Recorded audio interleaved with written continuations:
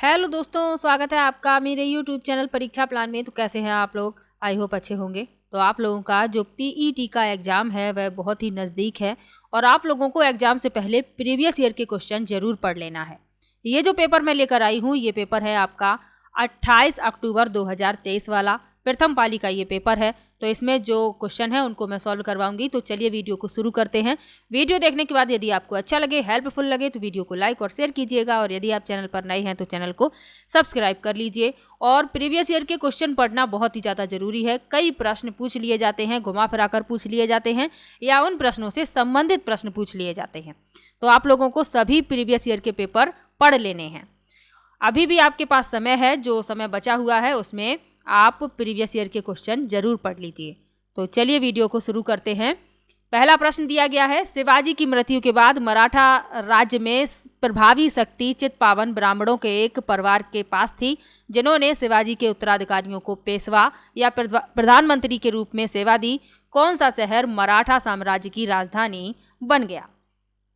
तो मराठा साम्राज्य जो है मुगल शासन के निरंतर विरोध से उत्पन्न होने वाला एक शक्तिशाली और क्षेत्रीय राज्य था। शिवाजी ने शक्तिशाली योद्धा परिवारों के समर्थन से एक स्थिर राज्य की स्थापना की थी और शिवाजी की मृत्यु के बाद मराठा राज्य में प्रभावी शक्ति चित्पावन ब्राह्मणों के एक परिवार के पास थी, जिन्होंने शिवाजी के उत्तराधिकारियों को पेशवा के रूप में सेवा दी थी। और जो पूना है मराठा साम्राज्य की राजधानी बना था। तो आपको याद रखना है पूना यानी पुणे। चलिए आगे बढ़ते हैं। इसमें आपका आंसर दिया गया है, लेकिन आप डिटेल में थोड़ा जानते चलिए। आगे बढ़ते हैं। महावीर स्वामी को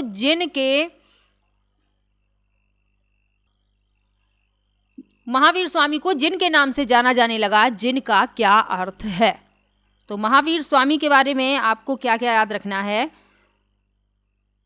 महावीर स्वामी जैन धर्म के 24वें तीर्थंकर थे, ये आप याद रखिएगा।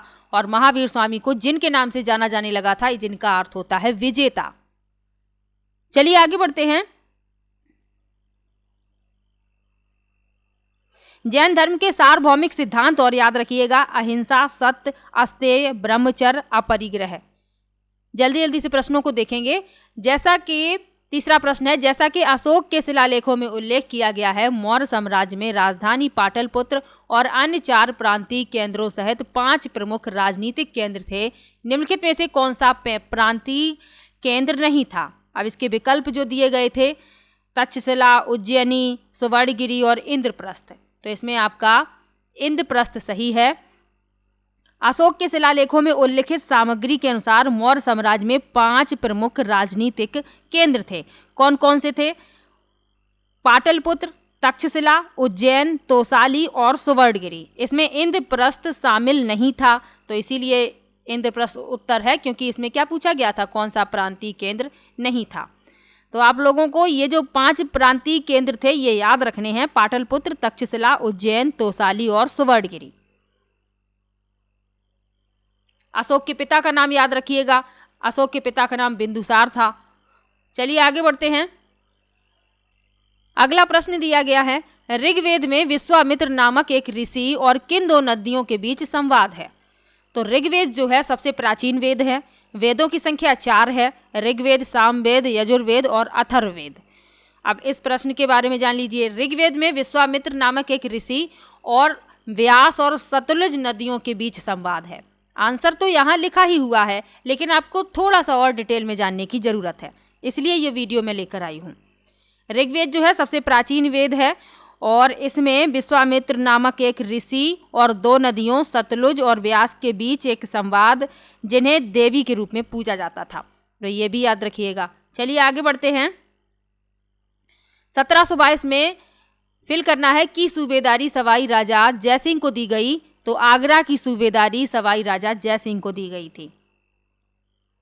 जयसिंह द्वितीय को सवाई जयसिंह के नाम से जाना जाता है, तो कंफ्यूज मत होइएगा। वह आमेर साम्राज्य का नेतृत्व करने वाले 29वें कछवाहा राजपूत राजा थे। बाद में उन्होंने किलेबंद शहर जयपुर की स्थापना की और इसे अपनी राजधानी बनाया। तो ये याद रखिएगा, जयपुर शहर की स्थापना किसने की है? सवाई जयसिंह ने। चलिए आगे बढ़ते हैं, अगले प्रश्न पर चलते हैं।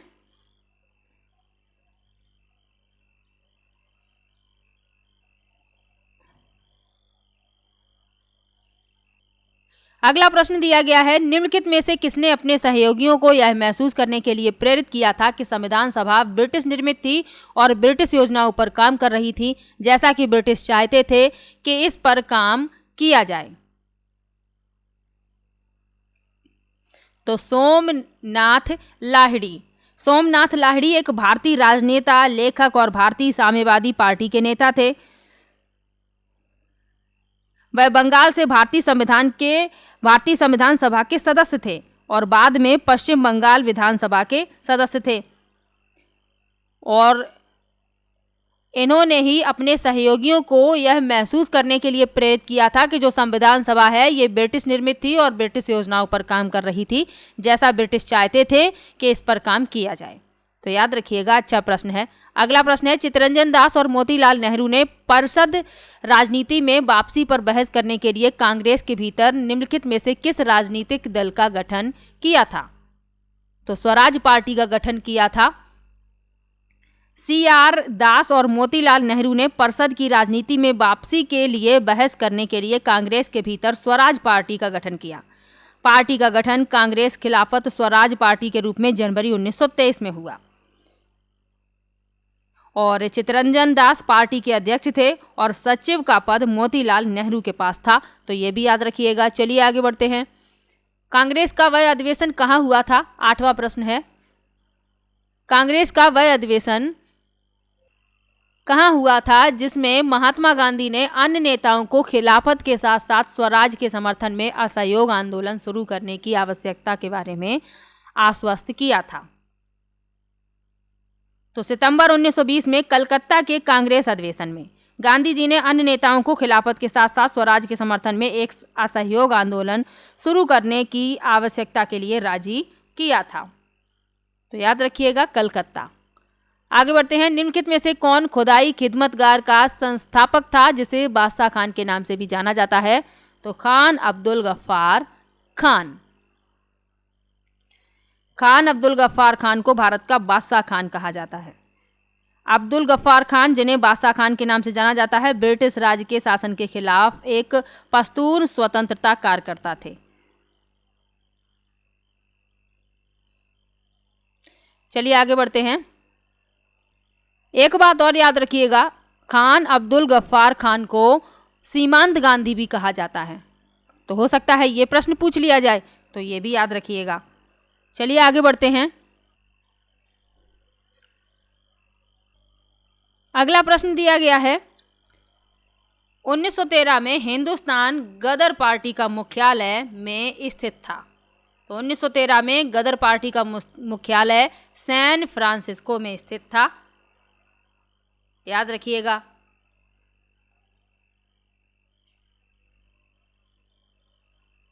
अब यदि आपसे पूछ लिया जाए कि गदर पार्टी की स्थापना किसने की, तो हरदयाल ने 1913 में हिंदुस्तान में गदर पार्टी की स्थापना की थी।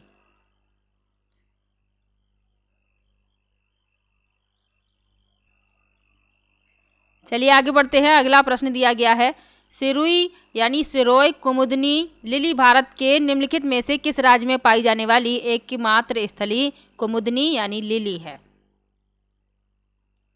तो ये मणिपुर में पाई जाती है, याद रखिएगा। सिरुई लिली जो है, लिली की एक दुर्लभ प्रजाति है जो केवल भारत के मणिपुर की सिरुई पहाड़ियों में पाई जाती है और ये मणिपुर का राजकीय पुष्प भी है। तो ये भी याद रखिएगा। चलिए आगे बढ़ते हैं। आंसर तो इसमें लिखा ही हुआ है, थोड़ा सा डिटेल आपको जानने की ज़रूरत है, इसलिए ये वीडियो मैंने बनाया है। चलिए आगे बढ़ते हैं। लिखा है, उड़िया पठार भारत के निम्नलिखित में से किस राज्य में स्थित है? तो उड़िया पठार जो है ये राजस्थान में स्थित है, राजस्थान के सिरोही जिले में, और ये राजस्थान राज्य का सबसे ऊंचा पठार है। तो ये भी याद रखिएगा। राजस्थान की राजधानी जयपुर है और जयपुर को पिंक सिटी कहा जाता है। अगला प्रश्न है, शीत ऋतु की शुरुआत में तमिलनाडु के तटीय क्षेत्रों में वर्षा का क्या कारण है? तो शीत ऋतु की शुरुआत में तमिलनाडु के तटीय क्षेत्रों में वर्षा का कारण है उत्तर पूर्वी वर्षा ऋतु यानी मानसून। आगे बढ़ते हैं। राजस्थान के जालौर जिले में किस प्रकार का ग्रेनाइट पाया जाता है? तो राजस्थान के जालौर जिले में रोजी पिंक ग्रेनाइट पाया जाता है, यानी कि गुलाबी। और ये भारत में उपलब्ध सबसे सस्ते ग्रेनाइट में से एक है, ये भी याद रखिएगा। और इसका उपयोग फर्श और काउंटर टॉप बनाने के लिए किया जाता है। इसे तुर्की और यूरोप जैसे देशों में भी निर्यात किया जाता है। चलिए आगे बढ़ते हैं। पुर्तगालियों द्वारा निर्मित बंदेल चर्च भारत के निम्नलिखित में से किस राज्य या केंद्र शासित प्रदेश में स्थित है? तो बंदेल चर्च ये पश्चिम बंगाल में स्थित है। इसे basilica of the Holi rosary के नाम से भी जाना जाता है और ये भारत के सबसे पुराने ईसाई चर्चों में से एक है, तो याद रखिएगा। चलिए आगे बढ़ते हैं। अगला प्रश्न है, 16वां प्रश्न है, गन्ने के उचित एवं लाभकारी मूल्य को कौन मंजूरी देता है? तो आर्थिक मामलों की कैबिनेट समिति। अगला प्रश्न है, निम्नलिखित में से कौन सा एक भारतीय श्रम कानून और सामाजिक सुरक्षा उपाय है जिसका उद्देश्य काम करने का अधिकार की गारंटी देना है? तो महात्मा गांधी राष्ट्रीय ग्रामीण रोजगार गारंटी अधिनियम, जिसे मनरेगा कहा जाता है। ये दुनिया के सबसे बड़े कार्य गारंटी कार्यक्रमों में से एक है, जिसे 2005 में शुरू किया गया था। योजना का प्राथमिक उद्देश्य प्रत्येक वित्तीय वर्ष में 100 दिनों के रोजगार की गारंटी देना है। तो इसकी शुरुआत 2005 में हुई थी, इतना और साथ में याद रखिएगा। अगला प्रश्न है, स्वर्ण क्रांति भारत में निम्नलिखित में से किस कृषि क्षेत्र में विकास के लिए जिम्मेदार है? तो स्वर्ण क्रांति का संबंध फलों, शहद और बागवानी के उत्पादन से है और भारत में स्वर्ण क्रांति का जनक निरफक टुटेज को माना जाता है, तो ये भी याद रखिएगा। चलिए आगे बढ़ते हैं। अगला प्रश्न दिया गया है, बीमा विनियामक एवं विकास प्राधिकरण का मुख्यालय कहाँ है? तो ये हैदराबाद में है। बीमा नियामक और विकास प्राधिकरण यानी IRDA, इसका मुख्यालय हैदराबाद यानी तेलंगाना में है, जबकि इसे 2001 में दिल्ली से स्थानांतरित किया गया था, ये भी याद रखिएगा। चलिए आगे बढ़ते हैं। अगला प्रश्न दिया गया है, निम्नलिखित में से कौन सा डिपॉजिटरी संस्थान का एक प्रकार नहीं है? तो नाबार्ड नहीं है, याद रखिएगा। नाबार्ड का फुल फॉर्म क्या होता है, ये भी तो आपको याद रखना जरूरी है, पूछ लिया जाता है कभी कभी, कई प्रतियोगिताओं में फुल फॉर्म भी पूछ लिए जाते हैं।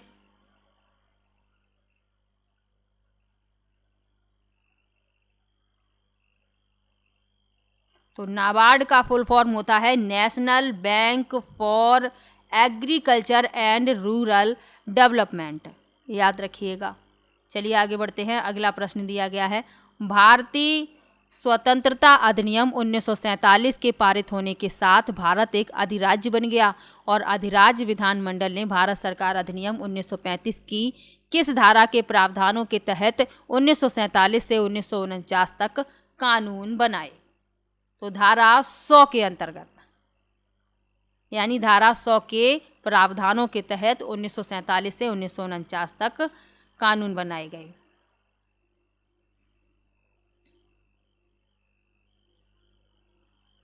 भारत सरकार अधिनियम 1935 की धारा 100 वह प्रावधान था जो भारत के डोमिनियन विधानमंडल को कानून बनाने की शक्ति देता था। यह शक्ति कुछ प्रतिबंधों के अधीन थी, जैसे कि कुछ प्रकार के कानूनों के लिए गवर्नर जनरल की सहमति प्राप्त करना आवश्यक था। चलिए आगे बढ़ते हैं। एक व्यक्ति जो संसद का सदस्य नहीं है, उसे राष्ट्रपति द्वारा अधिकतम कितने महीनों के लिए मंत्री के रूप में नियुक्त किया जा सकता है? तो एक व्यक्ति जो संसद के किसी भी सदन का सदस्य नहीं है, वह 6 महीने की अवधि के लिए प्रधानमंत्री या मंत्री बन सकता है। तो याद रखिएगा 6 महीने। अगला प्रश्न है, उस उच्च न्यायालय का नाम बताइए जिसका क्षेत्राधिकार अंडमान और निकोबार द्वीप समूह के केंद्र शासित प्रदेश पर है।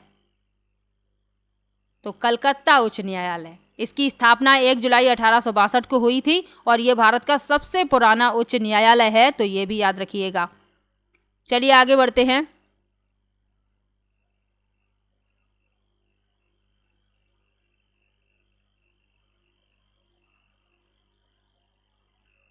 अगला प्रश्न दिया गया है, पंचायती राज संस्थाओं के अस्तित्व के लिए भारत की संसद द्वारा 73वां और 74वां संवैधानिक संशोधन कब पारित किया गया?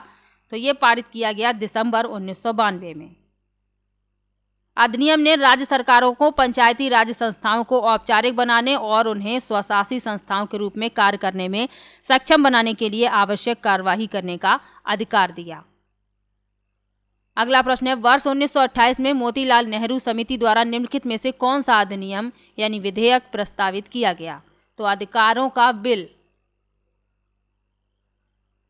मोतीलाल नेहरू समिति, जिसे सर्वदलीय सम्मेलन समिति के रूप में जाना जाता है, भारत के लिए संविधान का मसौदा तैयार करने के लिए 1928 में सर्वदलीय सम्मेलन द्वारा नियुक्त एक समिति थी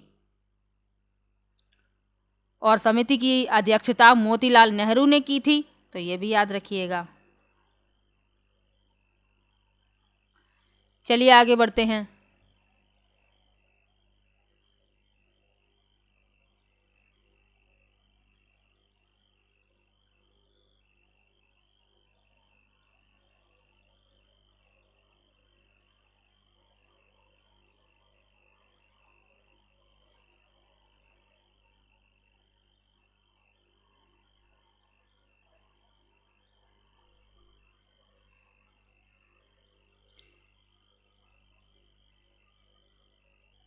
अगला प्रश्न दिया गया है, स्वर यंत्र के संबंध में निम्नलिखित में से कौन सा सही है?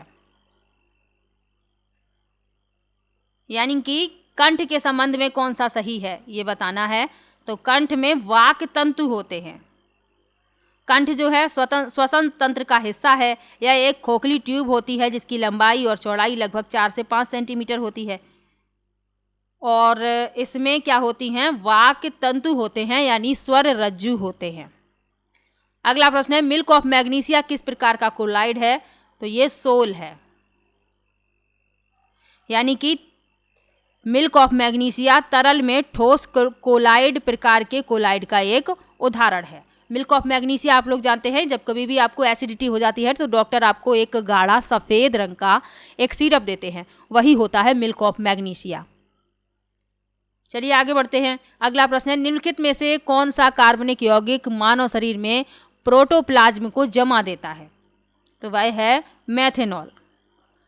प्रोटोप्लाज्म शब्द 1839 में पुरकिंजे द्वारा दिया गया था और यह एक कोशिका की जीवित सामग्री है जो प्लाज्मा झिल्ली से घिरी होती है। इतना और याद रखिएगा। चलिए आगे बढ़ते हैं।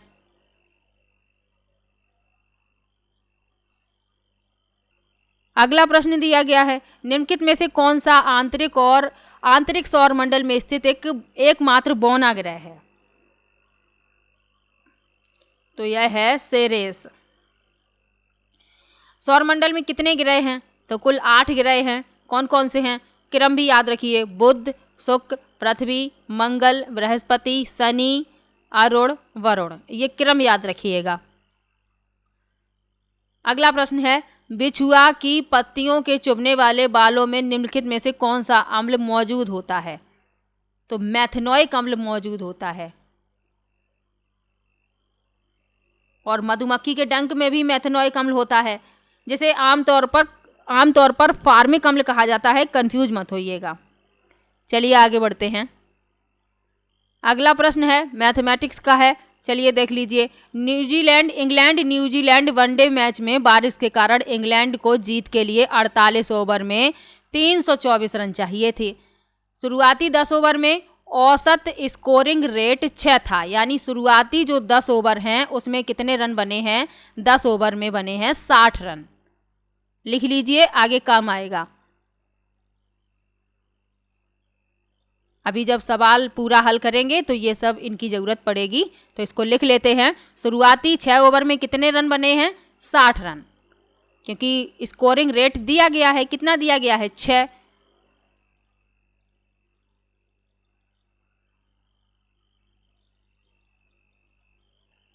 आगे क्या लिखा हुआ है?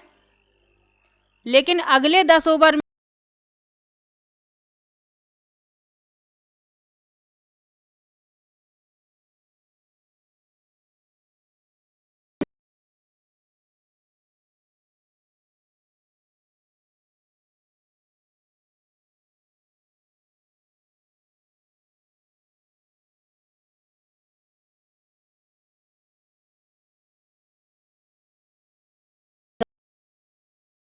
बने हैं।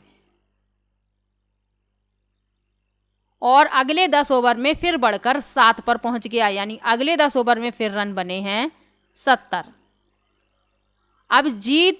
अब मैच जीतने के लिए किस औसत की जरूरत है? कितने रन बन गए हैं, तो इन सबको हम जोड़ देंगे। जो हमें रन रेट दिया गया है उसी से हमने रन निकाल लिए हैं और हमें जोड़ने पर मिल जाएगा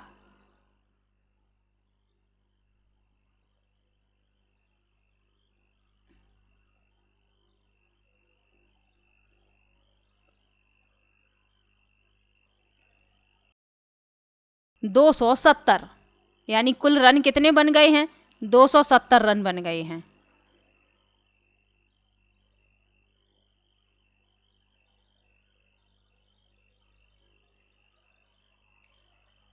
अब रन कितने चाहिए थे? 324। 270 बना लिए हैं, यानी अब कितने रन की जरूरत है? कुल 54 रन की जरूरत है। ओवर कितने हो गए हैं? 40। और बचे कितने हैं? 8, क्योंकि हमें 48 ओवर में 324 रन बनाने थे। 40 ओवर में हमने 270 रन बना लिए हैं। अब कितने चाहिए? अब चाहिए 8 ओवर में 54 रन। तो 54 में 8 से भाग दे दीजिए तो आपको आपका उत्तर मिल जाएगा 6.75। जो 54 बचे हुए हैं शेष और जो ओवर बचे हुए हैं शेष, तो ओवर से रन में दे दीजिए भाग, आपको आपका उत्तर मिल जाएगा। चलिए आगे बढ़ते हैं। निम्नलिखित में से कौन सा अवरोही क्रम में है? ये हमें विकल्प दिए गए थे, यहाँ पर प्रश्न तो लिखा नहीं है और हमें अवरोही क्रम बताना था। तो अवरोही क्रम याद रखिएगा। अवरोही क्रम में पहले सबसे बड़ा लिखते हैं, फिर उससे छोटा, फिर उससे छोटा, फिर सबसे छोटा। यानी कि घटते हुए क्रम को अवरोही क्रम कहते हैं और बढ़ते हुए क्रम को आरोही क्रम कहते हैं। ये आप इतना याद रखिएगा। अगला प्रश्न दिया गया है, वर्गमूल निकालना है। वर्गमूल निकालना है तो ये जो संख्या दी गई है इसका हमें वर्गमूल निकालना है। पहले हम दशमलव हटाएंगे। दशमलव हटाने के बाद हम क्या करेंगे कि देखेंगे कि ये किसका वर्ग लिखा हुआ है। जैसे 81 जो है ये 9 का वर्ग है, 64 8 का है, 484 22 का है, 625 25 का है।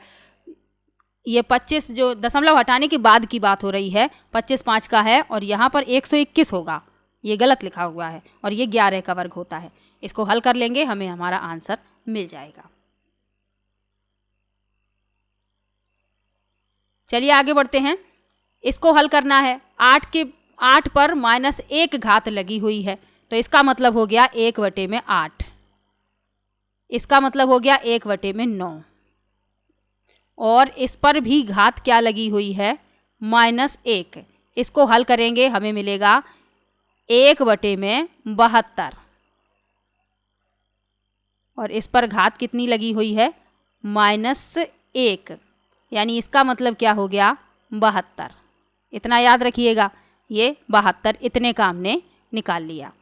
ऐसे ही अगला जो दिया गया है पार्ट, उसको हल करेंगे। 1/4 -1/9, इसको हल करेंगे। इस पर भी घात कितनी है? ये -1 घात है, याद रखिएगा। इसको हल करेंगे। इसको हल करने पर हमें मिलेगा 5/36। यानी इस पर घात है -1, इसका मतलब हो गया 36/5। अब दोनों में दिया गया है भाग। भाग करेंगे। जो हमें 72 मिला था, भाग हमने निकाला था 36/5। तो यहाँ लिख देंगे 36/5। भाग का मतलब क्या होता है? ये भिन्न पलट जाती है। तो यहाँ 72 5/36। 36 दूनी 72 और 5 दूनी 10। 10 आपका आंसर आ जाएगा। चलिए आगे बढ़ते हैं। दिव्या अपने मासिक वेतन का 24% भोजन पर, 15% अपने बच्चों की शिक्षा पर खर्च करती है। शेष वेतन में वह 25% मनोरंजन और 20% परिवहन पर खर्च करती है। अब उसके पास 10,736 रुपये बचे हुए हैं। दिव्या का मासिक वेतन कितना है? तो भोजन पर 24%, शिक्षा पर 15% और शेष में से वह 25% भोजन पर, 20% परिवहन पर खर्च कर रही है। तो आप इसे हल करेंगे, थोड़ा सा बड़ा सवाल है, तो आपका उत्तर 32,000 आ जाएगा। चलिए आगे बढ़ते हैं। निम्नलिखित में से किस विकल्प में विलोम शब्द सही नहीं है? तो जो गलत था वह हमें बताना था। डावाडोल का अस्थिर। डावाडोल का अर्थ होता है चंचल और अस्थिर का अर्थ होता है जो स्थिर ना हो। तो विलोम कहा गया था, ये दोनों समान ही हैं, तो यही सही नहीं था। अगला प्रश्न है, होनहार विद्वान के होत चिकने पात लोकोक्ति का अर्थ निम्न में से क्या है? तो होनहार व्यक्तियों की प्रतिभा बचपन में ही दिखाई देती है। अगला प्रश्न है, निम्नलिखित में से किस विकल्प में सभी पुल्लिंग हैं? तो हमें विकल्प दिए गए होंगे, इसमें तो नहीं दिए गए हैं। तो पुल्लिंग आपको याद रखना है, जो पुरुष जाति का बोध कराते हैं वह पुल्लिंग होते हैं, और जो स्त्री जाति का बोध कराते हैं वह स्त्रीलिंग होते हैं। आगे बढ़ते हैं। आपको परिभाषाएं याद रखनी है, ये छोटे छोटे प्रश्न तो आप ऐसे ही हल कर लेंगे।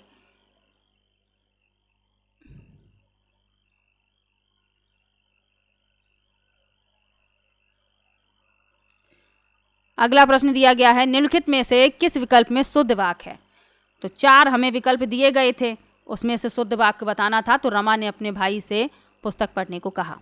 कलम के जादूगर किसे कहा जाता है? तो राम वृक्ष बैनीपुरी को कलम का जादूगर कहा जाता है, ये आप याद रखिएगा। तो कलम के जादूगर राम वृक्ष बैनीपुरी कहे जाते हैं। इनकी कहानी संग्रह याद रखिए, चिता के फूल, शब्द चित्र संग्रह, लाल तारा, माटी की मूर्तें। उपन्यास इनके पतितों के देश में, कैदी की पत्नी, दीदी और 7 दिन, और नाटक अम्बपाली, सीता की माँ, संघमित्रा, सिंगल विजय, राम राज्य। तो इनके ये कुछ रचनाएं हैं, याद रखिएगा। चलिए आगे बढ़ते हैं। इंग्लिश के प्रश्न हैं कुछ।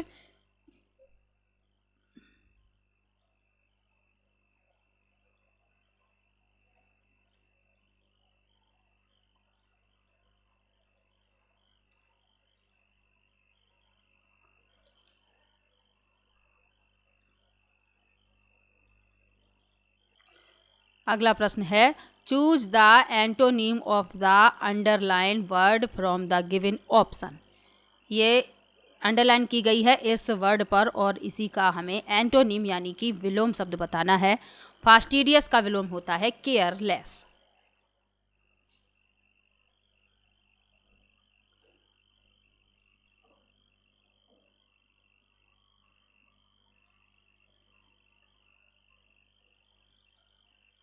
चलिए अगला प्रश्न देखते हैं। Put the correct form of the verb. I am the person who to be blamed.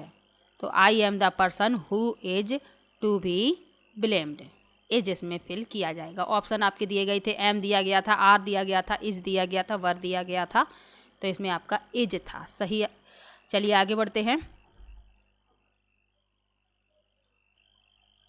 अगला प्रश्न दिया गया है, which of the following spelling is incorrect. यानी स्पेलिंग दी गई थी और उसमें जो इनकरेक्ट यानी जो गलत थी वह हमें बतानी थी।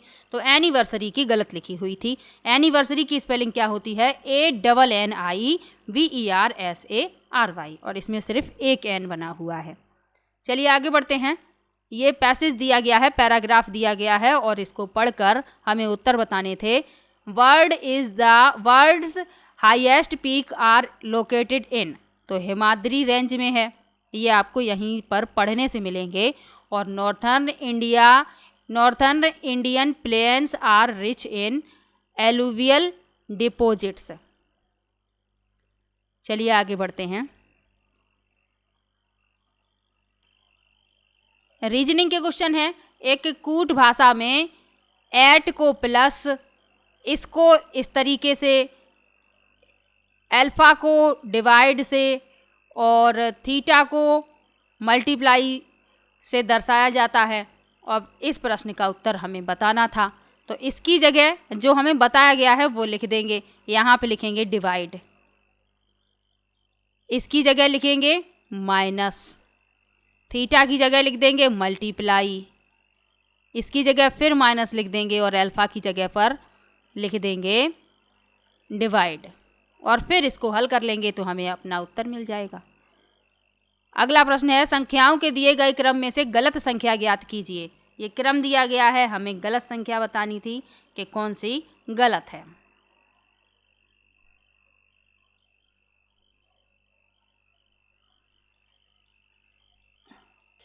तो सबसे पहले हमें क्रम निकालना होगा कि ये किस क्रम में लिखी हुई हैं। 582 में हम 23 ऐड कर रहे हैं, हमें 605 मिल रहा है। 605 में हम 17 को घटाते हैं, हमें 588 मिलता है। फिर 588 में फिर हम 23 को ऐड करते हैं, 611 मिलता है। और 611 में हम 17 घटाएंगे तो हमें मिलेगा 594। 634 नहीं मिलेगा, तो यही गलत लिखा हुआ है, तो यही इस प्रश्न का हो जाएगा उत्तर। चलिए आगे बढ़ते हैं। 17 जून 1998 को सप्ताह का कौन सा दिन था?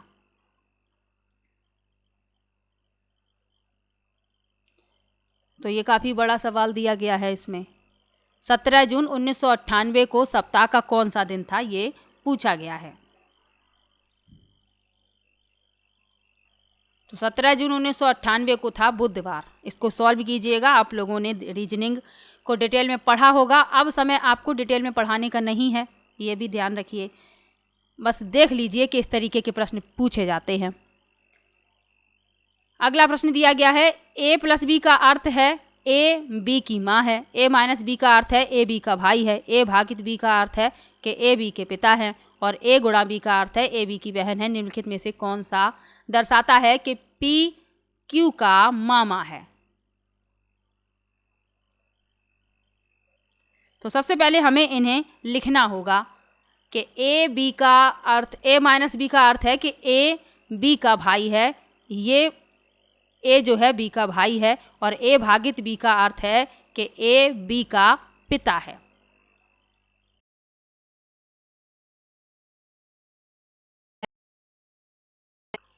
बस ये देख लीजिए कि इस तरीके के प्रश्न पूछे जाते हैं। अब मैं डिटेल में तो नहीं अब हल करवा सकती, समय बहुत कम है।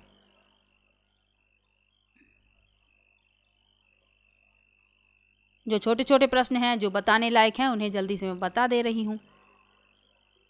नीचे दिए गए प्रश्नों में 2 कथन और उसके बाद 1 और 2 क्रमांकित 2 निष्कर्ष दिए गए हैं। आपको दिए गए कथनों को सत्य मानना है, भले ही वे सामान्यतः ज्ञात तथ्यों से भिन्न प्रतीत होते हैं। निष्कर्षों को पढ़ें, फिर तय करें कि दिए गए निष्कर्षों में से कौन सा सामान्य ज्ञात तथ्यों से नज़रअंदाज करते हुए दिए गए कथनों का तार्किक रूप से अनुसरण करते हैं। तो ये यहाँ पर तो विकल्प ही नहीं दिए गए हैं, सीधा उत्तर ही बताया गया है, सिर्फ निष्कर्ष यहाँ दिया गया है। कथन दिया गया है, सभी डंडे बंदूकें हैं और कुछ नाव डंडे हैं। तो सभी जो डंडे हैं वो क्या हैं? बंदूकें हैं, और कुछ नाव जो हैं वो डंडे नहीं हैं। सॉरी, नहीं, मैंने नहीं पढ़ पाया था। तो कुछ नाव डंडे नहीं हैं। तो इसका निष्कर्ष क्या निकलता है? सभी बंदूकें नाव हैं, कुछ नावें बंदूकें नहीं हैं। यदि ना तो 1 और ना ही 2 अनुसरण करता है, यानी ना तो 1 को अनुसरण कर रहा है ना 2 को। चलिए आगे बढ़ते हैं।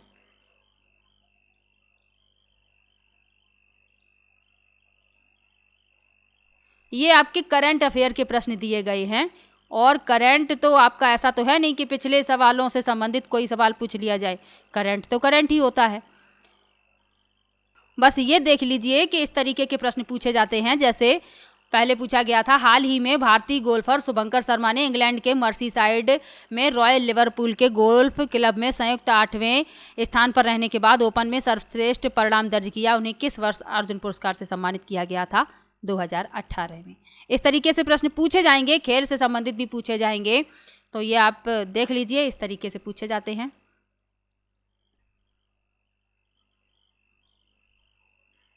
जैसे ये प्रश्न पूछा गया था, भारत सरकार द्वारा संचालित निम्नलिखित में से कौन सा निगम Asia transition finance study group में शामिल होने वाला पहला सदस्य बन गया? तो पावर फाइनेंस कॉरपोरेशन लिमिटेड। तो 51 से लेकर 62 तक ये पूछे गए हैं करंट अफेयर के प्रश्न, तो इन्हें मैंने छोड़ दिया है क्योंकि उन्हें पढ़ने से आपका कोई लाभ नहीं है। आगे के प्रश्न देखते हैं। भारतीय संघ के 63 नंबर से मैं बता रही हूँ, करंट अफेयर के प्रश्न मैंने छोड़ दिए हैं। भारतीय संघ के प्रधानमंत्री और अन्य मंत्रियों की नियुक्ति भारत के संविधान के तहत राष्ट्रपति द्वारा की जाती है, तो अनुच्छेद 75 के तहत।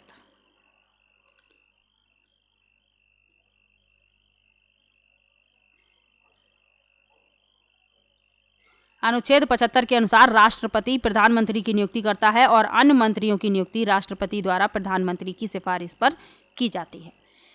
आगे बढ़ते हैं। कुथु भारत के निम्नलिखित में से किस राज्य या केंद्र शासित प्रदेश में कूथमबलम मंदिर में प्रदर्शित एक सामाजिक धार्मिक कला है? तो ये केरल में है। कुथु भारत के केरल का एक पारंपरिक प्रदर्शन कला का रूप है। यह एक एकल कथात्मक प्रदर्शन है जिसमें माइम और हास्य अंतर संबंध शामिल है, तो ये याद रखिएगा। चलिए आगे बढ़ते हैं।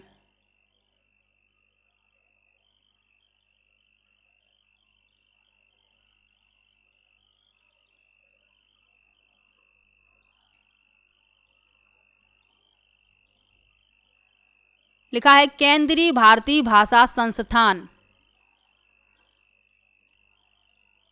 का मुख्यालय निम्नलिखित में से किस स्थान पर स्थित है? तो केंद्रीय भारतीय भाषा संस्थान मैसूर कर्नाटक में स्थित है, याद रखिएगा। इसकी स्थापना हुई थी 17 जुलाई 1969 को। अगला प्रश्न है रासायनिक हथियारों का निषेध संगठन में कितने सदस्य राष्ट्र हैं? तो 193। चलिए आगे बढ़ते हैं। निम्नलिखित में से कौन मालदीव की आधिकारिक भाषा है? तो दिवेही। मालदीव की आधिकारिक भाषा क्या है? दिवेही है। अगला प्रश्न दिया गया है पुला निम्नलिखित में से किस देश की राष्ट्रीय मुद्रा है? तो ये बोत्सवाना की है।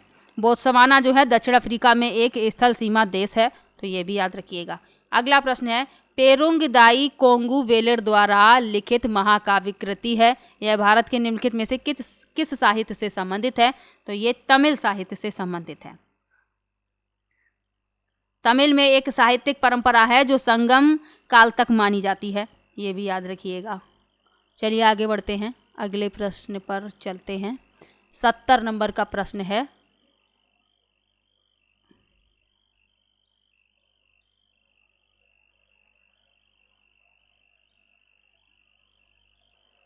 भारत सरकार द्वारा वर्ष 1967 में निम्नलिखित में से किस वीरता पुरस्कार का नाम बदलकर शौर्य चक्र कर दिया गया? तो अशोक चक्र वर्ग तृतीय। 4 जनवरी 1952 को अशोक चक्र श्रेणी तृतीय के रूप में स्थापित किया गया और 27 जनवरी 1967 को इसका नाम बदलकर शौर्य चक्र कर दिया गया, तो ये भी याद रखिएगा। चलिए आगे बढ़ते हैं।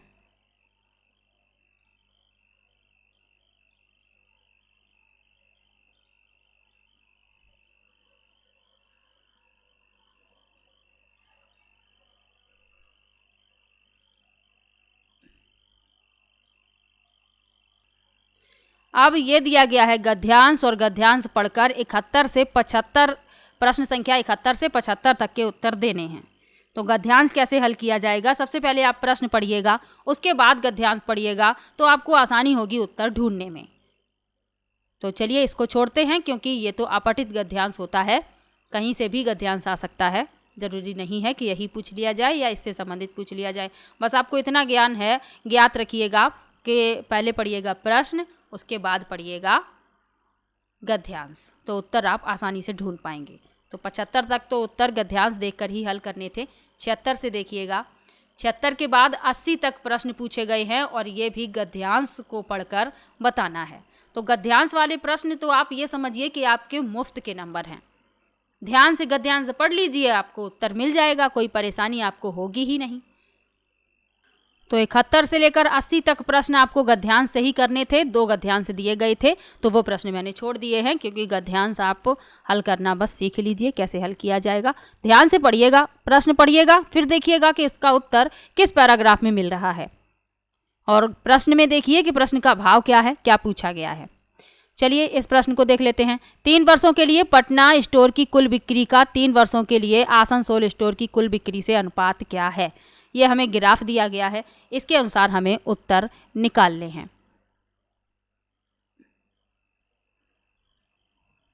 और क्वेश्चन 81 से 85 तक हमें इसी ग्राफ के आधार पर हल करने हैं।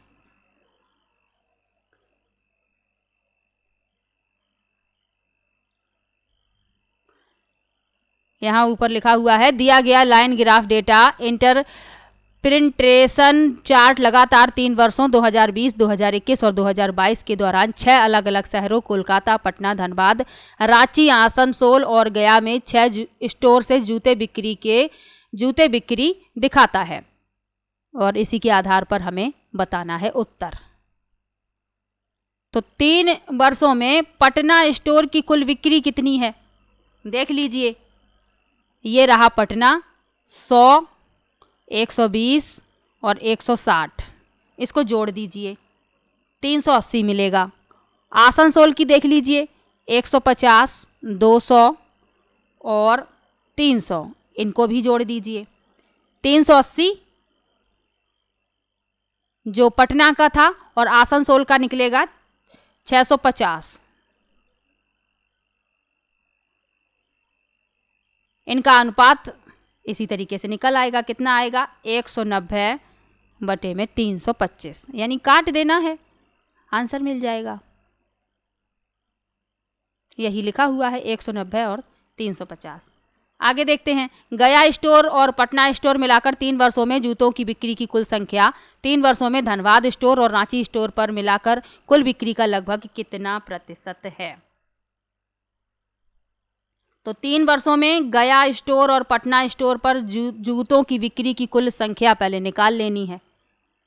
उसके बाद क्या करना है, 3 वर्षों के लिए धनबाद स्टोर, रांची स्टोर की कुल बिक्री कितनी है वो निकाल लेना है।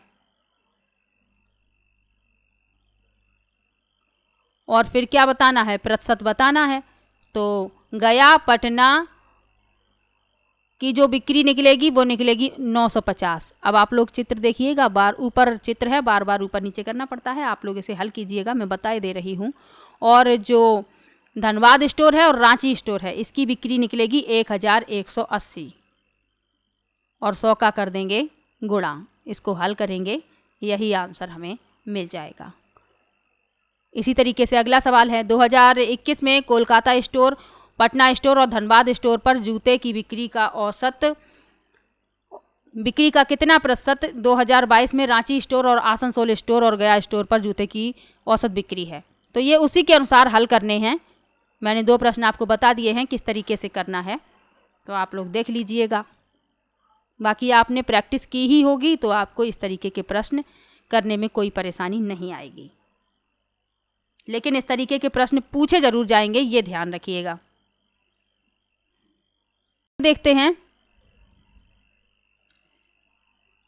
एक टैंक से 5 इनलेट पाइप ABCDE और 5 आउटलेट पाइप PQRST जुड़े हैं। पहला पाई चार्ट प्रत्येक इनलेट पाइप द्वारा भरे गए टैंक के प्रतिशत को दर्शाता है जब सभी इनलेट पाइप एक साथ खोले जाते हैं, और दूसरा पाई चार्ट प्रत्येक आउटलेट पाइप द्वारा खाली किए गए टैंक के प्रतिशत को दर्शाता है जब सभी आउटलेट पाइप एक साथ खोले जाते हैं। टैंक की कुल क्षमता दी गई है 1000 लीटर। सभी इनलेट पाइप एक साथ खोलने पर टैंक भरने में 2 मिनट का समय लगता है और आउटलेट पाइप एक साथ खोलने में खाली करने में 1.6 मिनट लगते हैं। अब उत्तर बताने हैं, प्रश्न दिए गए हैं।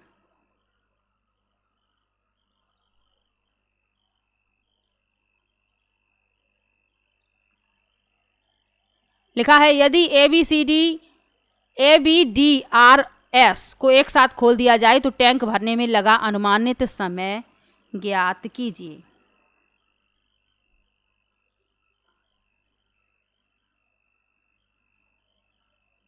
तो 6.67 मिनट का समय लगेगा। इसमें क्या करेंगे, AB और D जो हैं ये पानी को भर रहे हैं और R और S खाली कर रहे हैं, तो जब एक साथ ये खोल दिए जाएंगे तो लगभग 6.67 मिनट का समय लग जाएगा।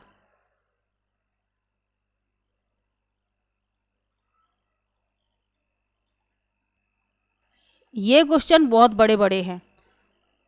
आप सिर्फ ये देख लीजिएगा कि इस तरीके के पूछे जाते हैं, आप लोग अपनी प्रैक्टिस कीजिएगा। अब प्रैक्टिस तो आपने अपनी कर ही ली होगी। चलिए इन प्रश्नों को छोड़ते हैं, आगे बढ़ते हैं। देख लीजिएगा, छोड़ते नहीं हैं, पहले देख लीजिएगा किस तरीके के पूछे गए हैं। छोड़ना सही नहीं है, आप लोग स्वयं से हल कीजिएगा। जैसे अगला प्रश्न दिया गया है, पाइप बी और सी एक साथ टैंक को भरने में लिया गया समय ए, डी और ई द्वारा एक साथ भरने में लगे समय से कितने मिनट अधिक है। इस तरीके के प्रश्न पूछे जाते हैं। आप लोग प्रश्न तब भी देख लीजिए। अब ये प्रश्न इतने बड़े हैं, इनको सॉल्व करने में बहुत समय लगेगा और आपका सिर्फ मुझे पेपर सॉल्व कराना है, इसलिए ताकि आप लोगों को पता चल जाए कि किस तरीके के प्रश्न पूछे गए थे। चलिए आगे बढ़ते हैं। ये एक सारणी दी गई है, बाकी जो बचे हुए प्रश्न हैं वो इस सारणी से हल करने हैं। ये प्रश्न थोड़ी सी परेशानी देते हैं एग्जाम में आप लोगों को, तो ध्यान दीजिएगा। इन प्रश्नों को पहले कर लीजिएगा, या जो प्रश्न आपको जल्दी जल्दी से आ रहे हैं उनको आप OMR में भर लीजिएगा जल्दी से, और सीधा OMR में भी मत भरिएगा जल्दबाजी में, आप लोग गलत कर लें। पहले देख लीजिए जो प्रश्न आपको बिल्कुल अच्छे से आ गया है उसको कर लीजिए। तो आपके ये प्रश्न भी सभी सारणी पर आधारित थे। जो दूसरी सारणी आप लोगों को दी गई है उसमें से आपके प्रश्न पूछे गए हैं कितने,